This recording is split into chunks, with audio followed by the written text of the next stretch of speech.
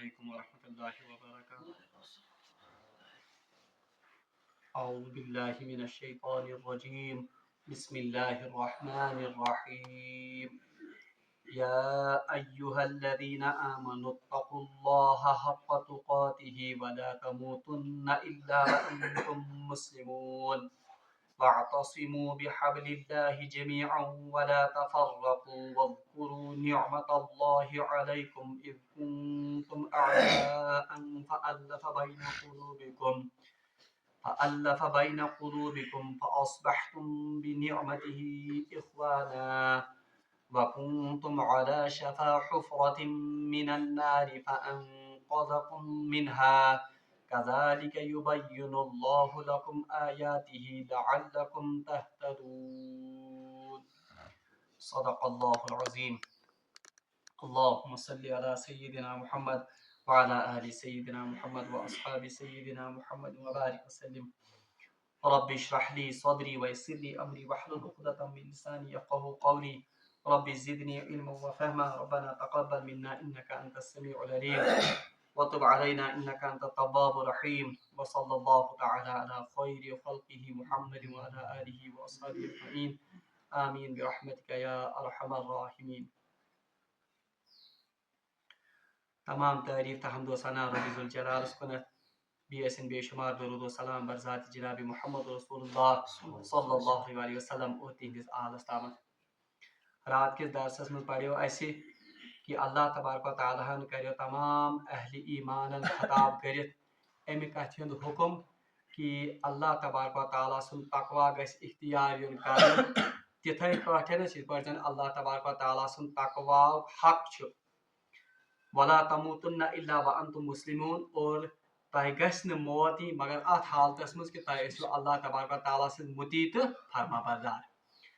امہ کس تشریح منٛز ونیو مےٚ تۄہہِ کہ اللہ تبارک و تعالیٰ سٕنٛدِ تقوہُک حق ادا کرُن یُس زن چھ یہ کسی انسان کے بس کی بات نہیں ہے. تکیاز اللہ تبارک و تعالیٰ ہن چھ انسان بنومت پٲدٕ کوٚرمُت اور ہر مخلوق جو ہے اس کی جو طاقتیں ہیں اس کی جو صلاحیتیں ہیں وہ محدود ہیں. اور اللہ تبارک و تعالیٰ سن کبریائی اللہ تبارک و تعالیٰ سن بجر اللہ تبارک و تعالیٰ سن جلال اس کی کوئی حد نہیں ہے. اس لیے محدود چیز کسی غیر محدود چیز کو احاطے میں نہیں لا سکتی ہے. اس لیے امیک مطلب کیا تیل کہ حق تقاتہ اس کا مطلب یہ ہے کہ انسان اپنی طاقت بھر اپنی استطاعت بھر گناہوں سے بچتا رہے اور نیکیوں کا وہ اہتمام کرے. اور یہ کیا ون کہ گناہوں سے بچنا اس کا اہتمام آپ کو عمر بھر کرنا ہے اور نیکیوں کا التزام یہ بھی آپ کو عمر بھر کرنا ہے. تکیاز ون آو ولا تموتن الا وانتم مسلمون کہ تہ گژھِ نہٕ موت یی بلکہ تہ گژھو آسن اللہ تبارک و تعالیٰ سن مطیع تہٕ فرما بردار. یعنی موت آنی چاہیے اللہ کے حکموں کی تعمیل میں اور موت آنی چاہیے گناہوں سے بچتے ہوئے. اور تامت اس راتک آئے مبارکہ. آزچ آیت یس زن یہ انتہائی اہم آیت سانہ تربیت خاطر اور اس آیت میں لوگوں کو سمجھنے میں کچھ اشکال بھی ہوا ہے اور امیک نتیجہ درامت کہ اس آیت کو غلط تناظر میں سمجھنے سے ان کو کچھ کنفیوژن بھی ہوا ہے. بہرحال بہ کر کوشش یہ آیتک صحیح معنی تو مفہوم تہ برونٹ کن تھاونک. دویم آیت یس زن گۄڈٕ یہ تھٲیزِ یاد راتٕچ آیت یس اسہِ پٔر اتھ منٛز چھِ أکِس انسانس انفرٲدی طور پر آمُت پنٕنۍ زندگی سنوارنٕچ تعلیٖم کرنہٕ.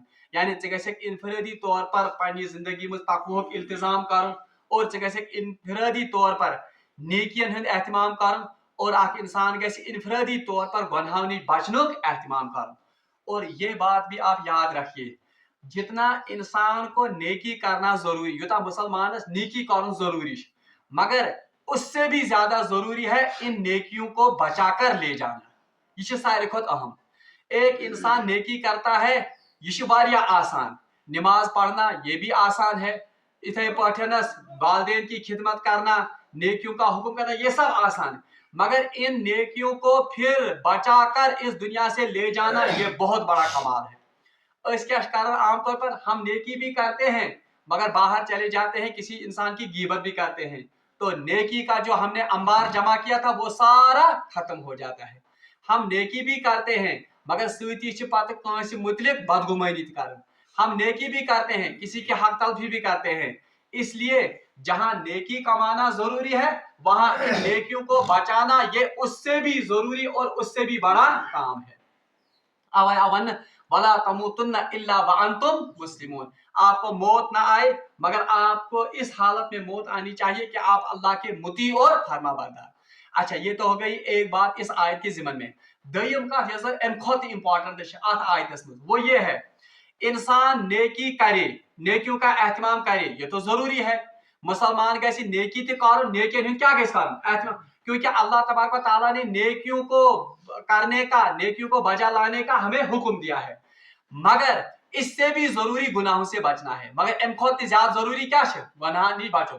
توے قرآن پاکس مز آمت وَذَرُوا ظَاهِرَ الْإِثْمِ وَبَاطِنَهُ حکم کے طور پر کہا گیا ہے وَذَرُوا بچو وَذَرُوا ظَاهِرَ الْإِثْمِ ظاہری گناہوں سے بھی وَالْبَاطِنَ اور کن سے وَذَرُوا ظَاهِرَ الْإِثْمِ وَبَاطِنَهُ ظاہری اور باطنی ہر قسم کے گناہوں سے بچنا ضروری ہے. اور جتنا ظاہری گناہوں سے بچنا ضروری ہے ظاہری گناہ کس کس کو جھوٹ غیبت حق تلفی کرنا والدین کی نافرمانی کرنا شراب جوا چوری یم گئے ظاہری گناہ ان سے تو بچنا ہی ہے. مگر باطنی گناہ امام غزالی رحمۃ اللہ علیہ نے احیاء العلوم میں لکھا ہے باطنی گناہ اس سے بھی زیادہ قباحت اور اس سے بھی زیادہ خطرناک ہے. باطنی گناہ کون ہے جیسے کبر حسد غرور اسی طرح نیت کا فطور یم ساری کم گناہ باطنی گناہ. تو ان تمام گناہوں سے بچنا بھی سب سے زیادہ ضروری ہے اور یہ تقوی کا انتہائی وسیع پہلو ہے. بلکہ تقواہس میں زیادہ گۄڈنیتھ یوان کس گناہوں سے بچنا. اچھا اب آج کی آیت اللہ تعالیٰ فرماون اعوذ باللہ من الشیطان الرجیم وَاعْتَصِمُوا بِحَبْلِ اللَّهِ اور اللہ کی رسی کو مضبوطی کے ساتھ تھامے رکھو جمیعہ سب مل کر. ہوتوس انفرادی زندگی متعلق احکام. اب کس زندگی کے متعلق احکام ہیں اجتماعی زندگی کے متعلق احکام. وَاعْتَصِمُوا بِحَبْلِ اللَّهِ جَمِيعًا وَلَا تَفَرَّقُوا اور سب مل کر اللہ کی رسی کو مضبوطی کے ساتھ پکڑو وَلَا تَفَرَّقُوا اور تفرقہ میں مت پڑو اور تفرقہ اندازی مت کرنا. بہرحال وَاعْتَصِمُوا اور پکڑو اور مضبوطی کے ساتھ تھامو بحبل اللہ کس کو اللہ کی رسی کو. اللہ کی رسی سے مراد تمام مفسرین نے قرآن مجید اسے مراد لیا ہے اور شریعت یعنی قرآن اور شریعت کو مضبوطی کے ساتھ تھامے رکھو. بلکہ اکثر مفسرین نے حبل اللہ سے مراد قرآن مجید ہی لیا ہے. وَاعْتَصِمُوا بِحَبْلِ اللَّهِ اور مضبوطی کے ساتھ پکڑے رکھو کس کو اللہ کی رسی کو. وَلَا تَفَرَّقُوا اور تفرقہ میں نہیں پڑنا. اچھا اک کتھ تھٲیزِ یاد اللہ تبارک و تعالیٰ ہن قرآن نازل کورمت قرآن کو نازل کیا گیا ہے مگر سارے نش تو پتہ قرآن نازل گومت دون سٹیپن مز. پہلے قرآن نازل ہوا ہے لوح محفوظ سے آسمانی دنیا پر یہ تو پہلا مرحلہ ہے اور پھر دوسرے مرحلے میں اللہ تبارک و تعالیٰ نے قرآن کو بتدریج رسول اللہ صلی اللہ علیہ وسلم پر وقتاً فوقتاً آہستہ آہستہ لگ بھگ 23 سالوں میں نازل کیا.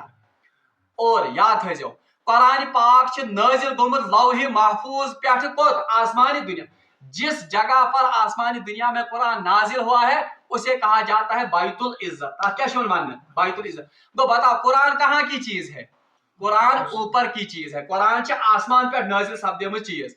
ضمناً ون بہ یہ میں نے پہلے بھی آپ کو کہا ہے یعنی کہاں انسان قرآن مجید سے تعلق جوڑے بتاؤ اس نے کس چیز سے تعلق جوڑا اوپر کی چیز سے تعلق جوڑا. تو یہ چیز اس کو یہ قرآن اس کو کہاں لے جائے گا یعنی امس اوپر.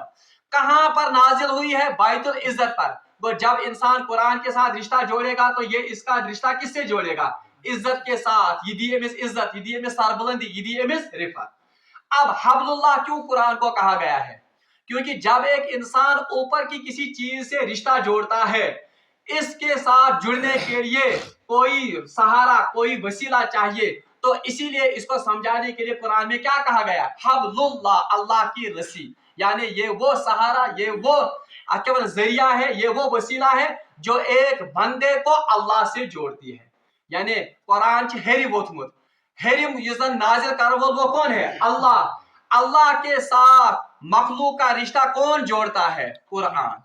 حبل اللہ یعنی یہ ایک انسان کو جب یہ ایک انسانس یہ جوڑن چی رشتے تو یہ اس کو کہاں لے جاتی ہے اوپر لے جاتی ہے.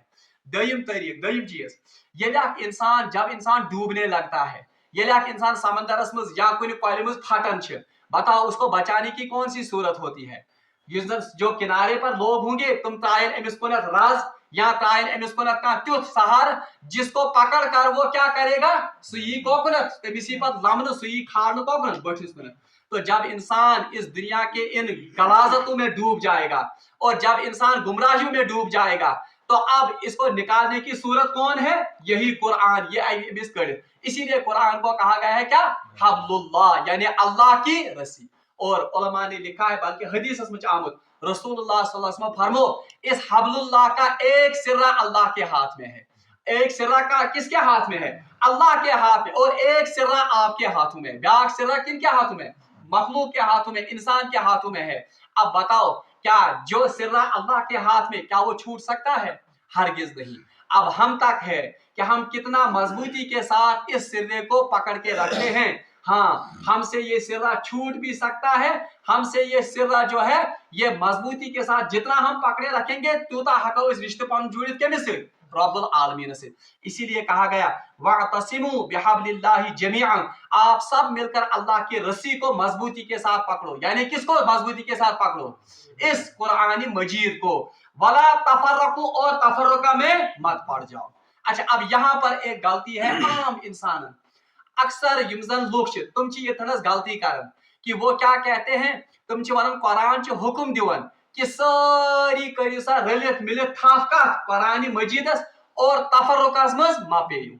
और यहाँ से वो इस्तिदलाल करते हैं कि अब कुरान का हुक्म है, अल्लाह का हुक्म है कि सब मिलकर एक अल्लाह की रस्सी को यानी कुरान को थाम लो। इसलिए ये हनफी, शाफी, हम्बली और जो मालिकी मसलक है, इनकी कोई भी असल नहीं है, ये कहीं से नहीं है, बल्कि सब मिलकर क्या हो जाओ, सारी गसियो जमा कुरान मजीदस पे और एक अच्छी और सब मिलकर एक ही जमातुल मुस्लिमीन बनाओ। ये वन युवन। हालांकि ये इस आयत की सही तफसीर, ये आयत सही तफसीर क्या आयत सही तफसीर की, क्योंकि मैंने आपको कल 2-3 दरसों से पहले कहा था कि कुरान मजीद यम सातनस नाजिल गो, कुरान मजीद समझने के ज तरीक याद रखिए। एक, कुरान को ऐसे ही समझेंगे जैसे इसको समझाया जनाब मोहम्मद रसूलुल्लाह, और कुरान को ऐसे ही समझेंगे जैसे इसको समझा सहाबा किबार रिज़वानुल्लाहि ताला अलैहिम अजमईन। अच्छा, हर कोई आयत कुरान की ये समझने खास मौके तो महलस पर, यानी इसका पस मंजर क्या है? बताओ, इसका पस मंजर क्या है कि ओस और खजरज के दो कबीलों के बीच में झगड़ा हो गया था। नौबत यहां तक पहुंच गई थी कि वो एक दूसरे को कत्ल करने के दर पे हो गए थे। तो यहाँ पर इस पस मंजर में जब हम देखेंगे तो ये खिताब असल में उन अहली ये ओस और खजरज से कहा जाता है कि सब मिलकर कुरान को थाम लो, वला तफर्रकू, और एक दूसरे के साथ झगड़ा मत करो। झगड़ के अच्छा, कुरान को थामने का मतलब क्या है?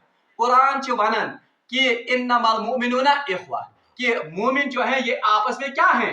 भाई भाई हैं।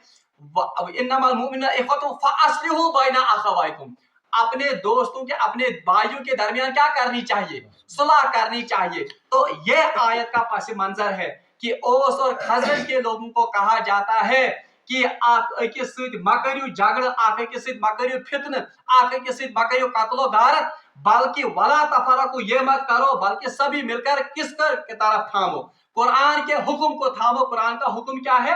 इन्नमल मुमिनूना इख्वा। अच्छा, इस आयत की तौजी आयत के दूसरे टुकड़े से भी हो जाती है, वज़कुरू निअमतल्लाहि अलैकुम। बुशु एमसी पूर्व वजाहत इसमें आयत अल्लाह ताला फरमान वज़कुरू निअमतल्लाहि अलैकुम, अल्लाह की उस नियमत को याद करो, इज़ कुंतुम आदाअन फअल्लफ़ा बैना कुलूबिकुम, जबकि आप एक दूसरे के दुश्मन थे, फअल्लफ़ा बैना कुलूबिकुम, अल्लाह ने आपके दिलों में मोहब्बत डाल दी। किसके जरिए से? इस्लाम की नियामत के जरिए से। फअस्बहतुम बिनिअमतिही इख्वाना, और अल्लाह तबारक व तआला ने अपनी नियमत के जरिए, इस्लाम के जरिए आप दोनों को या आप दूसरे एक दूसरे को आपस में आपका क्या बनाया? भाई भाई बनाया। इसलिए पता चला कि यूजर मुजतहिदन पे यह आयत इवन फिट करना, यानी जो मसालिक के प्रचार आइमा पर जो यह आयत फिट की जाती है, ये आयत सही तफसीर क्या? हाँ, अगर यह ऐसे सही तफसीर तब तो यहाँ पर लफ्ज होता वला तख्तलिफू, इख्तिलाफ मत करो। तफर्रुका एक बात है और इख्तिलाफ दूसरी बात है। तफर्रुका का मतलब है वो इख्तिलाफ जो लड़ाई पर, जो झगड़े पर खत्म हो जाए, जबकि इख्तिलाफ उस झगड़े को या इख्तिलाफ उस बाहमी नज़ा को कहते हैं जो असल में किसी राय पर होता है। यूजर कुछ राय पर गसन इधर से याद दयम का। अब देखिए, अगर ये बात या ये अगर इसकी सही तफसीर होती कि आइमा का कोई वजूद नहीं है, तब सहाबा में जो इल्मी इख्तिलाफ हुआ है तब तो उसको भी हमें क्या मानना पड़ेगा, उसको भी फिर हमें तफर्रुका मानना पड़ेगा। जबकि सहाबा में भी इख्तिलाफ हुआ है और बहुत सारे मसाइल में इख्तिलाफ हुआ है। बदी मिसाल हदीस आमद मुस्लिम शरीफ की रिवायत है और बुखारी शरीफ की रिवायत है, मुत्तफ़क़ुन अलैहि रिवायत। रसूलुल्लाह सल्लल्लाहु अलैहि वसल्लम सूज एक साथ सहाब साहबन हिज जमात और उन्हें रवाना किया बनु कुरैजा की तरफ, यानी तुम आज सोचना लश्कर एक भेजा गया कहाँ की तरफ, बनु कुरैजा की तरफ जानिब, और इनको वसीयत की गई उमरा का नसीहत आप लश्कर कि आप असर बनु कुरैजा पहुंच कर पढ़ना, यानी असर पढ़ जाता है क्या बनु कुरैजा, जब आप पहुंचोगे तो वहां असर पढ़ना। बहरहाल यम साथ ये लश्कर द्राव तो रास्ते में चलते चलते बिल्कुल गुरूब आफ्ताब को बिल्कुल नजदीक, यानी अब इस असर के छूटने का, असर के कजा होने का बिल्कुल गोवा एहतिमाल खतर को। अब यहाँ पर सहाबा में इख्तिलाफ हो गया। अब जमा सहाबन हिज तमो वोन कि रसूलुल्लाह सल्लल्लाहु अलैहि वसल्लम हुक्म दितमुत कि ना योतान बनु कुरैजा वातु तोतान पढ़जन असर, इसलिए हम क्योंकि वो नबी का हुक्म है, रसूल का हुक्म है, इसलिए हम इसी बात पर अमल करेंगे, चाहे नमाज कज़ा भी होती है हम नमाज कहाँ पढ़ेंगे, बनु कुरैजा पहुंचकर। मगर गाह साहब सब ने जमात थे, उन्होंने कहा कि रसूलुल्लाह सल्लल्लाहु अलैहि वसल्लम का कहने का ये मतलब नहीं था, बल्कि उनका कहने का मतलब था कि जल्दी रवाना हो जाओ ताकि आप असर तक कहाँ पहुंच जाओ, बनु कुरैजा पहुंच जाओ। अब चूंकि हम नहीं पहुंचे वहां तक इस पाचे मगर वर्द तो तम, अब नमाज को कज़ा करने का कोई मतलब नहीं है। उनका कहने का मतलब था कि जल्दी पहुंच जाना, जल्दी कोच करना। अब ये मतलब नहीं था कि आप नमाज कज़ा कर लेना, इसलिए अदगे साहब सब एक जमात ने रास्ते में ही असर की नमाज पढ़ी, एक जमात ने बनु कुरैजा पहुंचकर असर की नमाज पढ़ी। अब अगर ये वना ये तो राय का इख्तिलाफ है, इसको तफर्रुका नहीं कहेंगे। यन सातन ये लश्कर गए, बहरहाल जब वापसी पर ये वापस आए तो इन्होंने ये किस्सा या ये सारे माजरे बोझनो केमिस जनाब मोहम्मद रसूलुल्लाह कि या रसूलुल्लाह ऐसे वाक़ा पेश आया, एक जमात हज पढ़ इस पर असर, एक जमात ने असर वहां पर। अब बताइए कि किन की असर हो गई, यानी असर कुमत आवे सही। रसूलुल्लाह सल्लल्लाहु अलैहि वसल्लम ने खामोशी इख्तियार की और दोनों जमातों को सराहा। दशवनी जमात क्या करो शाबाश, यानी उन्होंने भी ठीक किया, इन्होंने भी क्या किया, तो बिल्कुल क्यों, इसका मतलब है जो इल्मी इख्तिलाफ है या कुरान और सुन्नत को जो समझने का मायार है, कुरान और सुन्नत से ही उन्होंने समझा। एक जमात ने रसूलुल्लाह सल्लल्लाहु अलैहि वसल्लम के कहने का एक मतलब लिया, एक जमात ने रसूलुल्लाह सल्लल्लाहु अलैहि वसल्लम के कहने का एक, मगर दोनों ने क्या किया, दशवे समझ पाने पाने अंदाज में दोनों को रसूलुल्लाह सल्लल्लाहु अलैहि वसल्लम ने तहसीर की, यानी दशवे आया क्या करना। इससे पता चला कि उम्मत में जो इख्तिलाफ राय है इसकी गुंजाइश है और इसको तफर्रुका नहीं समझा जाएगा। यह मिसाल आइमा अरबा आइमा अरबा ने, किसी ने रफ़े दैन की हदीस को सही समझा, किसी ने तारके रफ़े दैन की हदीस को सही समझा, उसको ज्यादा कवी समझा, तो उन्होंने दलील वो पकड़ी, इमाम शाफी रहमतुल्लाह अलैह ने दलील वो पकड़ी। आमीन बिल जहर का मामला है, इमाम शाफी के नजदीक एक दलील थी, इमाम अबू हनीफा रहमतुल्लाह अलैह के नजदीक दूसरी हदीस की दलील थी। इथे पठनस इमाम के पीछे सूरह फातिहा पढ़ना, अब इमाम अबू हनीफा के नजदीक भी उसकी एक दलील है, इमाम शाफी रहमतुल्लाह अलैह के नजदीक उनके भी नजदीक अलग दलील है इसकी। हालांकि दोनों ने कुरान और हदीस से ही कुरान और हदीस को समझा है, तो इसको तफर्रुका नहीं कहा जाएगा बल्कि इसको इख्तिलाफ राय कहा जाएगा। अच्छा, अब मगर इधर से यार हदीस में आता ये अहम का अगर मिनट लगते, हदीस में आमद फरमो रसूलुल्लाह सल्लल्लाहु अलैहि वसल्लम फरमो, जब एक मुजतहिद कुरान और सुन्नत में इज्तिहाद करे, ये आप मुजतहिद किसे कहा जाए, मुजतहिद गो ये क्या कि पढ़ आख हदीस या हदीस मुबनिस मुजतहिद, मुजतहिद कहते हैं उस आदमी को जो कुरान और हदीस पर अबूर रखता हो, उसकी जिंदगी तकवा वाली जिंदगी हो, तेमिश क्या मुजतहिद। اب اگر رسول اللہ فرمو اگر کوئی مجتہد کسی دین کے مسئلے میں قرآن و حدیث میں اجتہاد کرتا ہے اور پھر اس کا وہ اجتہاد صحیح ہوتا ہے، تم سے اجتہاد کیا ہے صحیح، تو رسول اللہ صلی اللہ علیہ وسلم فرمائے اس کے لیے 2 اجر ہیں، امس خاطر کت اجر، ایک اجتہاد کرنے کا اجر، دوسرا جو اس نے صحیح مسئلہ اس سے نکالا، یہ رسول اللہ صلی اللہ علیہ وسلم حدیث۔ اب دوسرا اسی حدیث کا دوسرا ٹکڑا ہے کہ اب اگر ایک مجتہد قرآن و حدیث میں اجتہاد کرتا ہے، یعنی پنہ عقل سچ پتہ امس مسئلہ کرن اور اس اجتہاد میں اسے خطا ہو جاتی ہے، امس اجتہاد میں کیا گژھن خطا، رسول اللہ صلی اللہ علیہ وسلم فرمایا اس کے لیے 1 اجر ہے، یعنی امس خاطر کس اجر، یہ نہیں فرمایا کہ یہ نعوذ باللہ من ذالک مرتد ہو گیا، نعوذ باللہ من ذالک یہ گناہ گار ہو گیا، بلکہ کیا فرمایا اس کے لیے 1 اجتہاد، یہ اجر ہے۔ بہرحال پات کر تفصیل تہ پانے اجر کس بات کا ہے، اجر اجتہاد کا ہے، تکیاز ام کور اجتہاد، اس کی عقل میں یہ بات آئی، بہرحال اس نے قرآن و حدیث سے یہ اجر یہ مسئلہ نکالا، تو اس لیے اس کو کیا ملے گا، اجتہاد کا 1 اجر ملے گا، خطاس پہ امس رٹنے کی، کیونکہ اس نے قرآن اور حدیث سے ہی کیا کیا اجتہاد۔ اسی لیے تمام سکہ علماء، امام شامی رحمۃ اللہ علیہ، آپ جب امام شامی کا یہ مرتبہ اگر تھی وشو، تمام علماء، تمام مکتبہ فکر امام شامی رحمۃ اللہ علیہ کو حدیث اور قرآن کا امام تصور کرتے ہیں۔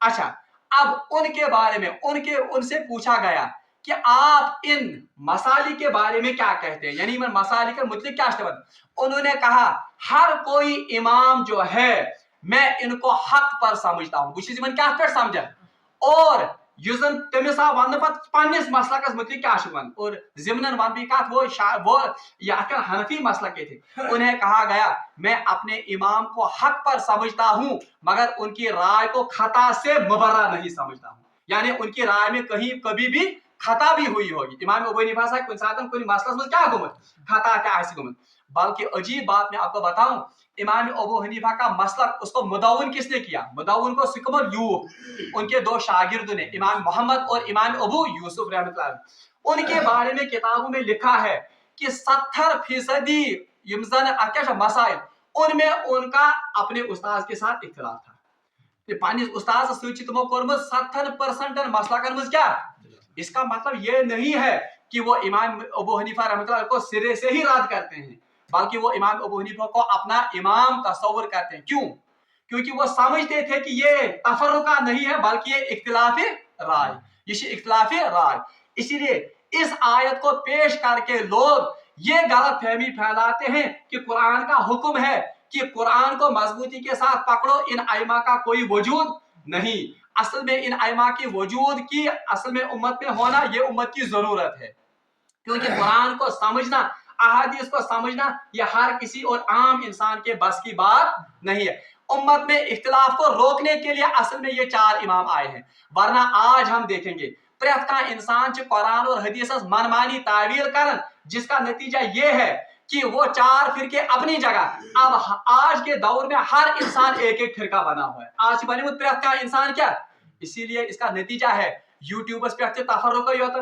ہر کوئی اپنا مسئلہ بیان کرتا ہے، سوشل میڈیا پر فیس بکس پر الگ الگ مسائل، اور آج مسجدیں ہماری دیکھیں ہر کوئی مسجد تفرقے کے اڈے بنے ہوئے ہیں، اور پریت کا امام پریت کا یزن اچھن عالم وہ اپنا اپنا مسئلہ بیان کرتا ہے، یہ اس وجہ سے ہے کیونکہ انہوں نے نعرہ تو خوبصورت لگایا کہ ہم مسائل کو قرآن اور حدیث سے استنباط کریں گے، مگر جو صلاحیت اس کے لیے درکار تھی صلاحیت اس تمن مز، اور دوسرا اس آیت کو سمجھنے کے غلط سمجھنے کے نتیجے میں یہ آیت ہمیں اجتماع کا درس دیتی تھی، اکیس قرآن پہ جمع کا درس دیون، مگر افسوس صد افسوس یہی آیت آج غلط تصور اور غلط طور پر سمجھنے سے یہی آیت تفرقہ کا باعث بن گئی ہے، بہرحال یہ امیش صحیح تفسیر کیا، توے اللہ تعالیٰ فرمان یہ تر ام سی گھنی پور کلیئر، وَاذْكُرُوا نِعْمَتَ اللَّهِ عَلَيْكُمْ إِذْ كُنْتُمْ أَعْدَاءً فَأَلَّفَ بَيْنَ قُلُوبِكُمْ، یاد کرو اس نعمت کو جبکہ آپ ایک دوسرے کے